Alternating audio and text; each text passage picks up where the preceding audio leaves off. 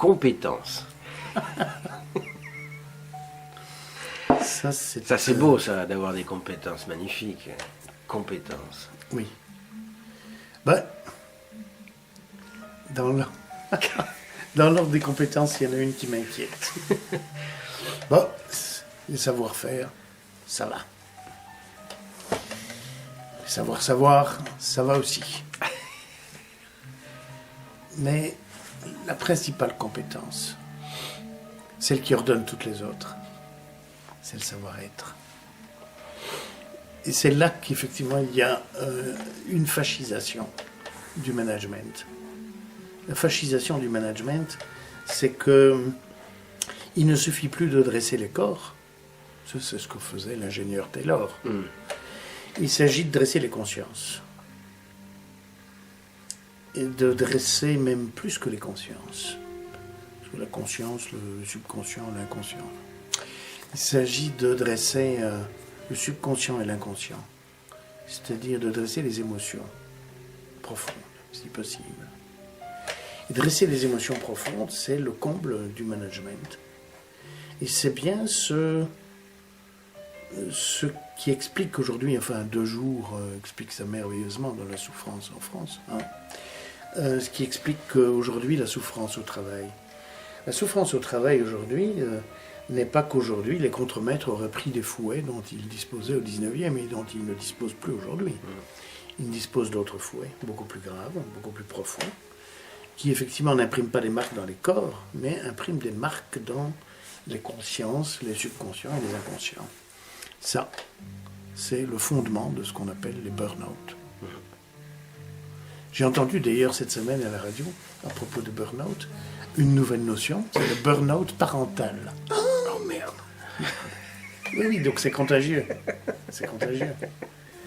C'est extraordinaire. Le burn-out parental, c'est effectivement un accident d'un niveau plus élevé que le burn-out professionnel, puisqu'il concerne le choc entre la vie intime d'un petit système entre quelques individus, qu'on appelle une famille, et le système.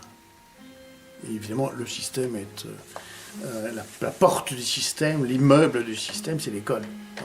Donc le burn-out parental vient en général de l'incapacité, effectivement, de l'école d'assumer, dans les temps postmodernes, une actualisation de ses missions historiques. Enfin voilà, tout ça pour dire qu'on n'en a pas fini avec le burn-out. C'est extrêmement contagieux.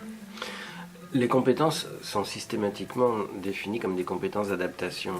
C'est-à-dire que ne sont, enfin, à ma connaissance, ne sont pas proposées comme compétences à l'école le fait de savoir résister à une autorité injuste ou tu vois, des choses comme ça. C'est pas des compétences, ça. Une compétence, c'est nécessairement de savoir s'adapter au système. C'est ça une compétence. Oui. C'est pas d'y résister.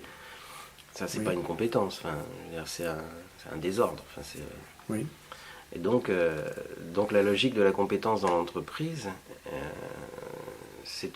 est-ce qu'on peut dire que c'est une logique qui amène le travailleur à adhérer à sa propre exploitation, oui, je crois qu'on en parlait dans une autre séquence. C'est un processus de naturalisation des hiérarchies. Oui. C'est très très drôle. J'ai procédé à plusieurs recrutements récemment.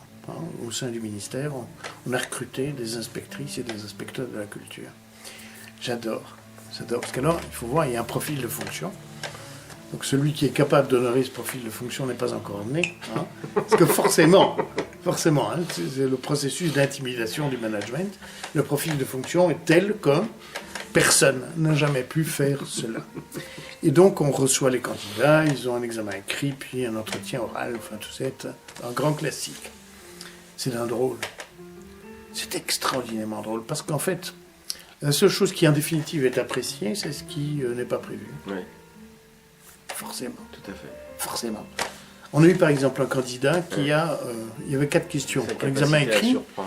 Il y a 4 questions à examen écrit. Il a répondu à une question. C'est lui qui en a pris. Donc il avait 0 pour les 3 autres questions. Oui, mais il a fait... Il y avait une excellente raison à ça. Ouais. C'est que le type, ça l'a passionné, il est parti dans une littérature invraisemblable, il n'a pas respecté la consigne. Quelqu'un qui ne respecte pas la consigne est quelqu'un qu'il faut absolument recruter. Oui, bien sûr. Évidemment. Bien sûr. De même, je me souviens, mais ça je t'avais déjà raconté, dans le temps, quand j'étais directeur de recherche à la Fondation Travail Université, on met une annonce, cherchons socio-économistes. On reçoit des centaines de candidatures, etc. On est devant l'opération invraisemblable de tri. Hein, c'est l'horreur. Et puis je vois tout à coup géographe. Tiens, une géographe. Et je ne sais pas quelle intuition me prend. Je me dis, tiens, celle-là, on va l'écouter.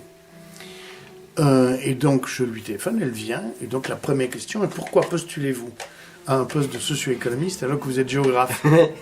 Elle dit, ça tombe sous le sens, j'ai envie de découvrir. On l'a prise. On l'a prise. Évidemment.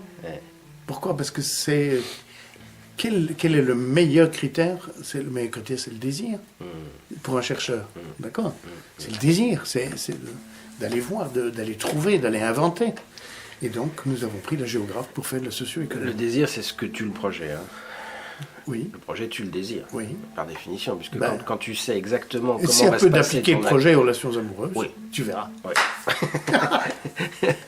Oui. Si tu sais comment ça va être, Oui. Tu n'as plus envie de le faire. Ça n'a plus lieu. Ça n'a plus lieu. Non. Ouais. L'amour et le projet, ça va pas. Ouais.